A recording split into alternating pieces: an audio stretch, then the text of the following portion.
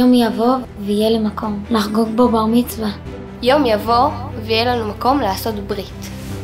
יום יבוא ואני אוכל לאחר לתפילה בלי שכולם ישימו לב. יום יבוא ואוכל להיכנס לבית הכנסת בלי שום עזרה. יום יבוא ויהיה לי מקום לשבת חתן. יום יבוא ויהיה לנו מקום לתפילת הילדים.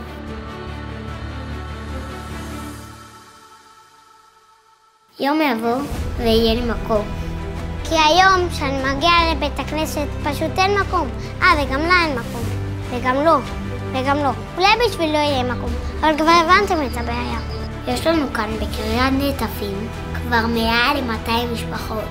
מכל הגוונים, הצבעים, העדות והמרקמים. היישוב הוקם לפני 40 שנה, עם חזון חזק ליישב את הארץ. אבל בית הכנסת כבר לא יכול להכיל את הקהילה שהולכת וגדלה.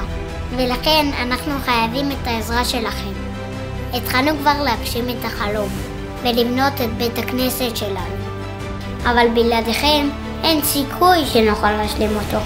אז תעשו לנו מקום בלב שלכם, בדבר החשוב הזה שנקרא בית כנסת.